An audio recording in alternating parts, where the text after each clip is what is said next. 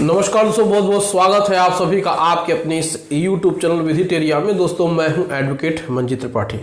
दोस्तों आज के इस वीडियो में हम आपको बताएंगे कि अगर आपके खिलाफ बैंक ने कोई भी धारा 406, 419, 420, 422, 467, 468, 469, 470, 71 और धारा 120B के तहत केस फाइल किया है किसी भी न्यायालय सिविल कोर्ट में, और वहां से आपको पहले तो समन आया, यानी आपके खिलाफ समन्स इशू हुए आपको अपीयर होने के लिए, आप वहां पे अपीयर नहीं हुए। फिर आपको वारंट आया, आप वारंट पे भी नहीं गए, आपने ध्यान नहीं दिया, लेकिन अब आपके पास अरेस्ट वारंट आ गया है।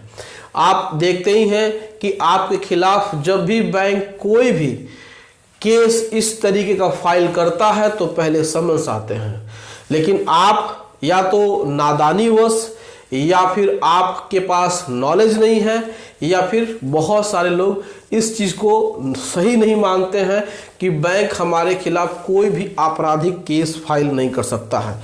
दोस्तों जहां पे पैसे का लेन देन किया जाता है और वहां पर इस प्रकार की चीज़ें होती हैं तो बैंक ऐसे केसेस करते हैं। हालांकि ये केस मेंटेनेबल है या नहीं है ये बाद की प्रक्रिया है, लेकिन अगर बैंक ने कोई मुकदमा फाइल किया और उस मुकदमे संबंधित आपको नोटिस आई तो ऐसे नोटिस पे आपको अपीयर होना चाहिए। कोर्ट से कोई भी नोटिस आए तो उसको आपको एकदम सीरियस ही लेना चाहिए। बहुत सारे लोग इसको सीरियस नहीं लेते हैं और उनके खिलाफ इस प्रकार की चीज़ें हो जाती हैं। तो आज हमारे एक व्यूअर के साथ ऐसे ही हुआ। बैंक ने उनके खिलाफ कोलकाता से सिविल कोर्ट से अरेस्ट वारंट इशू किया है और बैंक ने उनके ऊपर जो धाराएं लगाई हैं वो धाराएं हैं आपकी 406, 419, 420, 422, 468, 69, 70, 71 और धारा 120B। पैसे का लेन देन, फ्रॉड, चीटिंग, मिसयूज करना, षड्यंत्र रच करके और धोखाधड़ी करना, इन धाराओं के अंतर्गत आपराधिक मुकदमा बनता है। लेकिन यहाँ पर सबसे बड़ी समस्या ये है कि इसमें कुछ ऐसी धाराएं हैं जो कि काफ़ी दिक्कत करने वाली हैं, जिसमें धारा 420 और धारा 471, इन धाराओं में जो सज़ा का प्रावधान है उसमें आपको मैक्सिमम 7 ईयर्स है, मैक्स 7 ईयर्स। हालांकि ये बेलेबल धाराएं हैं, इसमें बेल मिलती है, लेकिन एक इंफॉर्मेशन आपको जानना ज़रूरी है। तो आज की इस वीडियो में हम आपको डिटेल से बता रहे हैं कि अगर अरेस्ट वारंट आता है तो आपको क्या करना है।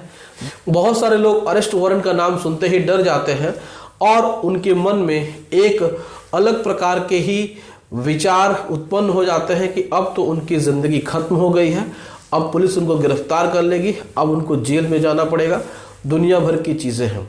देखिए क्या होता है कि पहले तो आपको समन्स भेजे जाते हैं कोर्ट की तरफ से। समन्स एक बुलावा पत्र होता है,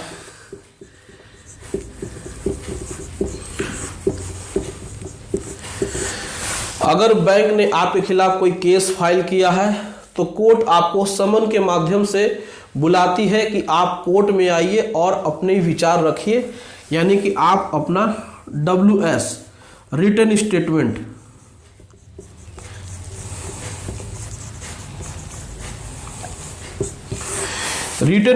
दीजिए। इसमें आपकी क्या राय है, आपको क्या कहना है, बैंक ने आपके खिलाफ केस फाइल किया है, आपत्ति पत्र फाइल करिए, जमानत लीजिए। लेकिन आप समन पे भी नहीं जाते हैं, हो सकता है इसका कारण हो कि अज्ञानता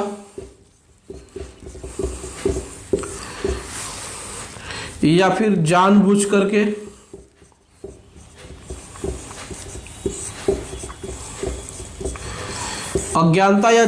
करके आप समन्स पे नहीं जाते हैं। समन्स पे नहीं जाते हैं तो फिर आपके खिलाफ वारंट इशू होता है, तो फिर कोर्ट आपके खिलाफ वारंट इशू करती है। वारंट इशू करती है, अब समन्स जिस दिन रिटर्न हो जाता है उसके 15 दिन के अंदर में, 15 डेज के अंदर में कोर्ट आपको वारंट इशू करती है। वारंट समन से थोड़ा सा स्ट्रिक्ट लहजा होता है कोर्ट का कि अगर आप वारंट पे इस दिन अपीयर नहीं होंगे तो हम आपके खिलाफ एक नॉन बेलेबल वारंट इशू करेंगे, जो कि आपको आपके पुलिस स्टेशन में भेजा जाएगा और फिर वहाँ की लोकल पुलिस आपको अरेस्ट करके यहाँ पे प्रोड्यूस कराएगी। यहाँ पे जो ये वारंट होता है इसी का एक और स्ट्रिक्ट रूप होता है अरेस्ट वारंट, गिरफ्तारी नोटिस होती है। आज हम लोग गिरफ्तारी नोटिस के बारे में ही बात कर रहे हैं। तो ये था पूरा का पूरा आपका कि अरेस्ट वारंट से पहले क्या होता है। अब आता है अरेस्ट वारंट आता है तो आपको क्या करना चाहिए। देखिए, अरेस्ट वारंट इशू होने से पहले आपका अगर वारंट आया और आप वारंट्स पे भी नहीं गए तो आप हमेशा याद रखिए ई कोर्ट्स को आप चेक करते रहिए। ई कोर्ट्स एक ऐसी ऑनलाइन व्यवस्था है जहां पर आप अपने ऊपर किए गए केसों को भी आप देख सकते हैं। ई कोर्ट्स में देख लीजिए कि वारंट कब आया है और आपको ऐसा लगता है कि आप वारंट पे नहीं गए हैं तो आप सरेंडर करिए। पहले कोर्ट में आपको सरेंडर करना पड़ेगा अपने एडवोकेट के माध्यम से। कोर्ट में आप सरेंडर करेंगे अरेस्ट वारंट इशू होने से पहले।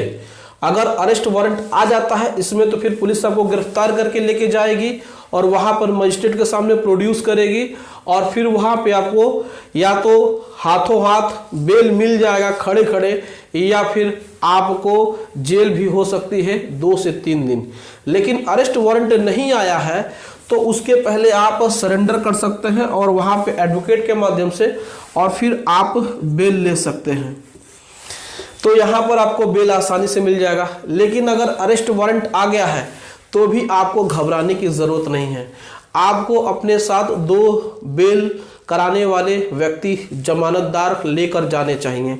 देखिए, दूसरे शहर में जाएंगे आप जमानत कराएंगे तो वहां पे कौन आपकी जमानत देगा। इससे बेहतर है कि 2 व्यक्ति को आप खुद ही लेकर के जाएं और आप अपने लिए एक अच्छा एडवोकेट कर लें। आप अपने अच्छा एडवोकेट करेंगे तो हो सकता है कि आपको खड़े खड़े बेल मिल जाएगी और फिर आपको जेल नहीं होगी। अगर आपको बेल नहीं मिलती है तो हो सकता है कि 7 दिन की न्यायिक हिरासत भी आपको मिल सके, यानी कि 7 डेज या 15 डेज की जुडिशियल कस्टडी में रखा जाए, जो कि मजिस्ट्रेट का ऑर्डर होगा। और उसके बाद 7 डेज के अंदर में ही फिर आपको बेल एप्लीकेशन फाइल करना पड़ेगा और फिर वहां से आपको बेल मिल जाएगी। हालांकि आसानी से बेल मिल जाती है, कोई दिक्कत नहीं है। अगर आपकी कोई भी क्रिमिनल हिस्ट्री नहीं है तो बेल आपको आसानी से मिल जाएगी। लेकिन थोड़ी सी तकलीफ यही होगी कि फिर पुलिस आपको यहाँ से अरेस्ट करके फिर आपको उस न्यायालय में प्रोड्यूस करेगी। तो इस प्रक्रिया में थोड़ा सा आपके मान सम्मान पे ठेस पहुँच सकता है। लेकिन इस तरीके की नौबत न आए, इसीलिए अगर समन्स आते हैं तो आप समन पर ही अपीयर होकर के वहाँ जमानत करके अपना केस फाइट करिए। अपने केस में अपना एडवोकेट उनका वकालतनामा लगा करके फिर आप केस को आगे प्रोसीड कर सकते हैं।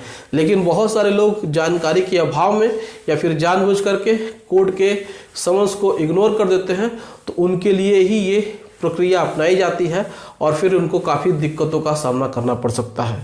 तो दोस्तों, ये जानकारी आपको कैसे लगी आप हमें कमेंट करके अपनी राय ज़रूर बताइएगा।